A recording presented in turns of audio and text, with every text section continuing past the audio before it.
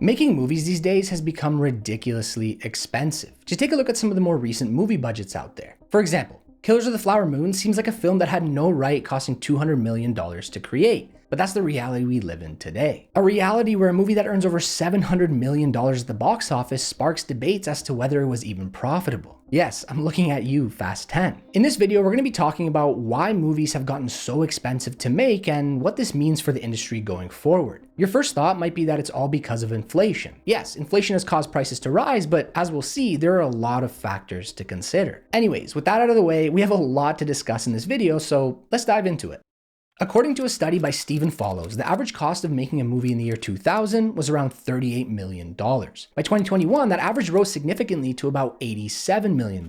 This is an increase of almost 130%. In the same time frame, the purchasing power of a dollar had also risen significantly. Depending on where you look, numbers range from about 65 to 75%. Very high, but nowhere near the increase in movie budgets. So there has to be something more behind the rising costs. 2023 alone had 14 movies that cost $200 million or more to make. And of those 14, only one was confirmed to be profitable. Guardians of the Galaxy Volume 3. In comparison, 2019 only had 6 movies that cost the same and 2018 only 5. These days, we often hear about movies that earn tons of money but weren't profitable. For example, the new movie in the Fast franchise, Fast 10, earned a pretty impressive $714 million at the box office, but there are still many articles debating on whether it was even profitable. And independent of if it made money or not, the earnings on that film, if any, were definitely pretty slim when all was said and done. And that's because the budgets you see online don't account for the entire cost that goes into a film. Those numbers typically only cover the production costs and exclude the marketing and distribution, which can often be even more than the production cost itself. For a movie to be profitable after all the costs are considered, there is a rule of thumb called the 2.5x rule. It's not a perfect rule by any means, but it's often used as a quick gauge of whether a film was profitable without diving into all the expenses and earning splits. The 2.5x rule states that for a movie to earn a profit, it would need to earn 2.5 times its production budget. I say that the rule isn't perfect because it really depends on where the costs of a film go. If a studio really pushes the marketing and spends more on that than the production itself, the 2.5x rule probably doesn't apply. The same goes for if a movie earns most of its revenue in the international box office instead of the domestic box office. There are a lot of variables that go into it, but it's good enough. So let's break down the costs that go into movies to get a better understanding of why they are so expensive. There are 3 main categories that go into the entire cost of a film: the production cost, the distribution costs, and the marketing costs, which are technically part of the distribution costs, but they're large enough to warrant a category of their own. So let's start with the production costs. These are usually the numbers you see when Googling what the budget of a film was. They're the ones that are regularly publicized and bragged about when a movie ends up being very expensive. The production costs capture a variety of different categories. From the talent, to the locations, to the equipment, to the CGI, and many more things, there is a lot that goes into this category. So we're going to start with the talent. Actors are the first thing that come to mind when you think of the talent, and it's for good reason. And actors are a major reason why movies cost so much. Even though we're starting to get past the era where actors were the main draw for a movie, they can still be a big reason people go to see certain films. Whenever the new Tom Cruise or Leonardo DiCaprio film is coming out, you can bet your money I'll be there to watch it. Because they still have the star power, they can ask for ridiculous paychecks. That's because the actors are a brand in and of themselves and are also a huge part of the marketing for a film. Here's an example. Leonardo DiCaprio reportedly took up to a $40 million salary for his role in Killers of the Flower Moon. That's 1/5 the entire production budget. But the thing is, it makes sense and might have even been worth it. Having Leo working with Robert Deniro and Martin Scorcese is basically all the marketing you need for a film like that. And this is just one of many examples out there. But Leo is a different breed. He doesn't do franchises, and when you take a look at it, franchises are where actors really start to make the money. Keanu Reeves for The Matrix, Robert Downey Jr., or really most of the Avenger cast for all the films in the MCU, Tom Cruise for Mission Impossible or Top Gun, or Dwayne "The Rock" Johnson for Jumanji, and the list goes on and on. If you are part of a very successful franchise that continues to get releases, and you are one of the main actors or actresses, you can guarantee that your salary is going to skyrocket. Robert Downey Jr. only got a salary of about $500,000 for his role in the first Iron Man film. But by the time Captain America Civil War was releasing, he was raking in a massive $40 million.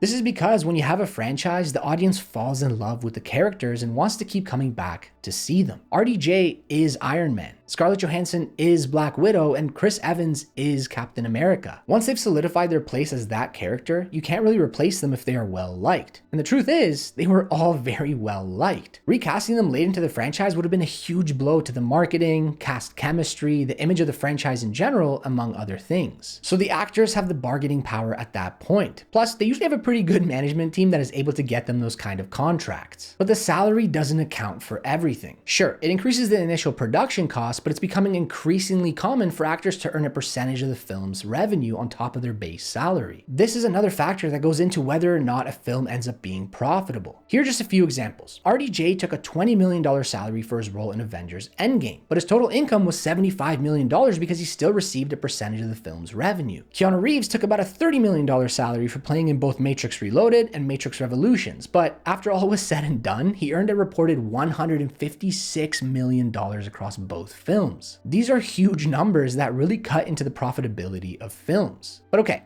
that's enough about the actors. Let's move on to the other talent. We're not going to talk about supporting cast or extras or other parts of the crew such as cinematographers or the composer because those costs are not a big enough chunk of the spend when looked at individually per role. So the next biggest talent costs are for the director. Most of the time when you compare the earnings of the director to what an actor makes, it's significantly less, but not always. It's also more difficult to tell because the numbers aren't as widely publicized, but there are some examples. For big name directors such as Steven Spielberg or Christopher Nolan, they are able to command very lucrative contracts that could have them earning even more than the actors themselves. Steven Spielberg reportedly earns a 20% cut of the profits for the films he directs because of how critical he is to the success of the project. This isn't always the case, and it's less common for directors to earn as much as actors, but it still adds up. But we've talked enough about the talent, so let's move on to the next category, and that's CGI and VFX. These days, good CGI and VFX can really elevate a film and provide audiences with experiences we could have never imagined in previous decades. But what most people don't realize are the staggering costs that are associated with bringing these digital wonders to life. Modern theatrical CGI requires cutting-edge technology to create something that is realistic and allows viewers to really get immersed in the world. And to achieve this, studios have to invest heavily in state-of-the-art software, hardware, and rendering farms to handle the ridiculous computational power. All of this is required for all the various simulations, fluid dynamics, photorealism, etc., etc. And to stay up to date with the latest and greatest technology, they have to dig deep into their pockets, and this stuff isn't cheap. But technology isn't the only cost. You can't have good VFX without good people behind the VFX, and good talent doesn't come cheap. We have entire VFX houses that are dedicated to some of these larger films that have to pay their employees. If you're ever curious just how many people worked on a massive film, just take a look at the credits. The amount of people involved with the VFX alone is staggering. Every person you see in the credits is more money that needs to be spent. And with big studios, you can't really skimp out on the VFX. The average viewer now expects massive spectacles, bigger explosions, and more action with each film in the series. So you have to go after the best talent to do this. And another reason why VFX is becoming so expensive for films is that a lot of stuff is now just added or modified in post. You've probably heard the phrase, "we'll fix it in post." It's a joke at this point, but it's a joke because of how modern filmmakers are approaching filmmaking. In the early days of film, almost everything you saw on screen was captured in camera. You didn't have to do too much editing other than a bit of color here and there and the actual cutting of the film. These days, you have minor tweaks and adjustments being added well after the filming has wrapped. Maybe due to a lack of planning, or maybe just because their mind changed as to what is best for the film. George Lucas was infamous for changing things in post. And I'm not even talking about all the unnecessary edits he made to the original trilogy. I'm talking about the sequels, episodes 1, 2, and 3. He would use VFX to remove people from scenes, modify the dialogue, among other things. And another famous example is the removal of Henry Cavill's mustache in the Justice League movie. Henry Cavill had already grown a beard and mustache for Mission Impossible Fallout. But when DC needed to do reshoots for Justice League, they couldn't have a scruffy Superman, even though that could have been pretty cool. So they had three options: either pay $3 million to Paramount to put a pause on filming Mission Impossible, pause their own filming, or remove it in post. They ended up going with removing it in post, and it reportedly ended up costing them much more than the $3 million. According to many sources, it added an extra $25 million to the budget of the film, but whether I believe this or not, I'm not really sure. And these are just two of the bigger examples. Filmmakers now regularly fix things in post. Whether it's removing a landmark or changing the position of something, the costs add up. But other than fixing stuff in post, a lot of what we see in movies these days is now done with VFX. Even films that are touted for having practical effects such as Mad Max Fury Road are still filled with a ton of VFX. Most superhero movies are filmed on sound stages with green or blue geometry that are then transformed into the detailed worlds we see in the finished product. Tom Holland's Spider-Man suit was all CGI. He just wore some funny looking pajamas and the VFX artist took over the rest. Even films like The Wolf of Wall Street or Killers of the Flower Moon use VFX to extend pre-made sets. What once would have been shot on location is now shot in a massive studio with a built-in set and the environment extended in post. It might result in being able to film things quicker or not having to spend money going on location for a single scene, but you then end up spending that money on the VFX. Entire cities and crowds are rendered on the computer instead of just shooting on location. It's actually pretty fascinating seeing just how much is done with VFX in a modern film. You'd be surprised to learn what is real and fake. And for everything real and fake, you guessed it, the costs add up. But speaking of real, this brings us to practical effects. In the late 90s and throughout the 2000s, a lot of filmmakers leaned heavily into their shiny new tool, CGI, and tried to do as much as possible with it. But during that time, they didn't have all the tools and technology we have today. So we have a lot of outdated looking films. Just take a look at iRobot or The Mummy Returns as two examples. So to combat films looking outdated in the future, throughout the 2010s, there was a return to using practical effects. When the new Star Wars trilogy was being marketed, we heard a ton about how they used a lot of practical effects. Sure, they did, but they mixed it in with a lot of VFX. They built a full-scale model of the Millennium Falcon to make things more realistic in the film, and using so much of both practical and VFX resulted in Star Wars The Force Awakens being the most expensive movie ever made with a budget of $447 million. Practical effects alone are expensive. VFX alone are also very expensive. But now we have filmmakers combining both to their full potential. And finally, let's talk about the elephant in the room. COVID caused a massive shift in how the film industry not only goes about making films, but also about how it operates in general. Going back to the study we talked about earlier by Stephen Follows, the biggest culprits when it comes to the overall increase in movie production costs are the biggest films. They were the ones that, even when the pandemic was in full swing, were still able to throw money at the problem and keep on with the production, despite all the restrictions. The restrictions added more difficulties and also resulted in more time needed to create the films, which in turn added to their costs. There's not much else to say about COVID other than it really threw a wrench into the way the film industry operates and had a big impact on the costs as well. Another major category that goes into a film's overall expenses are the distribution costs. These costs are also the ones that are the most hidden and difficult to find numbers for. Distribution costs account for a variety of different things, and it's not just what is required to show the film in theaters. After a film leaves theaters and moves on to a physical sales run, the distribution costs continue to add up. Distribution costs account for marketing, the cinema to distributor revenue split, licensing fees, among many other things. The cinema and distributor split accounts for a huge amount. We often hear that theaters can take up to 60% of the ticket's cost. This isn't always the case because larger movies are able to negotiate better deals, but you know that the theaters are taking a big chunk of the total box office revenue for a movie. And depending on if your film is being shown overseas, there are different fees and taxes you have to pay since it would be considered a foreign product. There is a lot of nuance to it, but we can easily start to see why movies need to earn so much to make a profit. And marketing is included in the distribution cost, but with how modern films are being marketed and how much is being spent on the marketing itself, it deserves to be a category of its own. So let's talk about it. Marketing. These days, a lot of movies spend so much on production that they basically need to market the hell out of it to ensure as many people see it as possible. There's a concept called the Hollywood blockbuster mentality. It's where studios basically put all of their eggs in one basket. We just talked about production costs and how 14 movies in 2023 cost $200 million or more to make. And movies are no longer that Friday night hangout that they used to be, so studios have to work extra hard to bring people to theaters. And the way you do that is through marketing. Because of this, it's becoming increasingly common to spend more on marketing than on the production itself. It really depends on the film. So here's just a few examples. 2023's Barbie had a production budget of $145 million, but went on to spend $150 million to market the film. I'm not surprised by this considering it felt like Barbie was everywhere before the film's release. Another example of this is Jordan Peele's 2017 film, Get Out. The film had a pretty small budget of $4.5 million, but reportedly went on to spend $77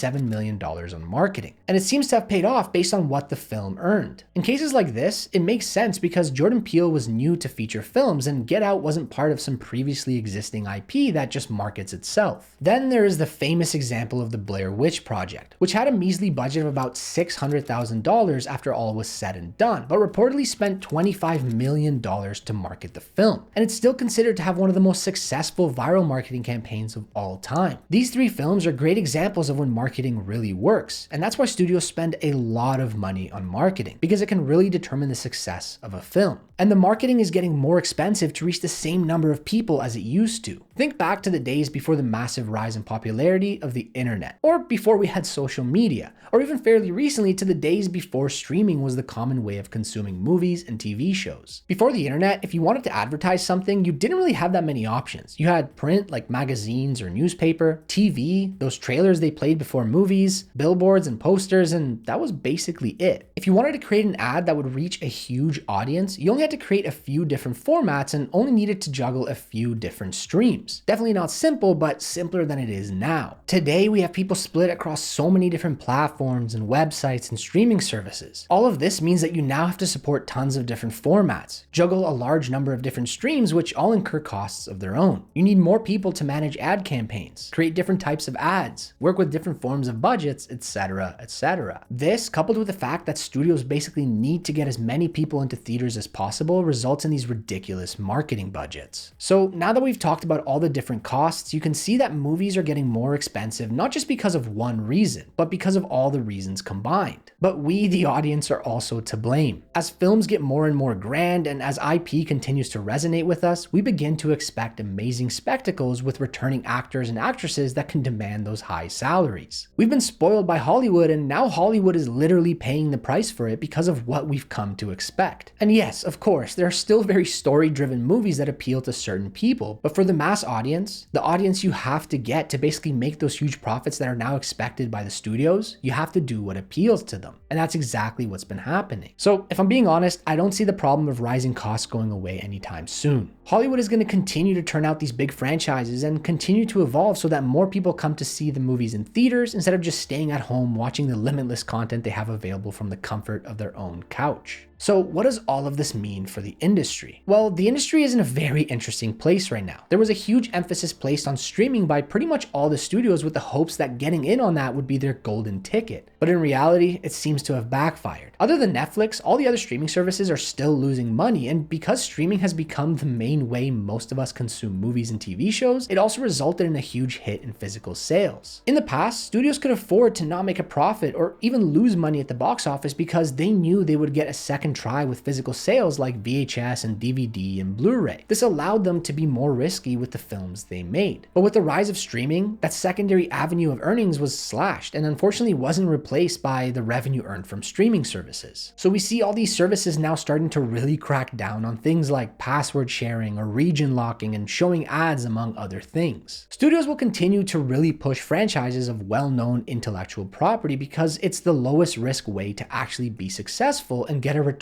on their investment. Franchises have an opportunity to get a secondary stream of income from merchandise, and loyal fans of those franchises are more likely to subscribe to the streaming services that have them, especially if they're getting even more content. So, like I said, the industry is in a very interesting place right now, and the next decade or so will be make or break for them. It's been in difficult situations in the past and has come out the other side better than it was before, so here's to hoping we end up in a good place. But it's the industry itself that is really causing a lot of their own issues this time. So let's hope they figure something out. Okay, that was a lot. So if you're still watching, you made it, and I really thank you for watching all the way to the end. But what are your thoughts? Did we miss any reasons why films are getting so expensive to make? What do you think is going to happen next with the film industry? I'm super interested to hear what you have to say, so make sure to leave a comment and I'll be sure to join in on the conversation. And if you like this video, make sure to leave a like and subscribe so you don't miss out on more great content. We also have a Patreon with some cool perks if you want to support us further over there. But until next time, have a good one.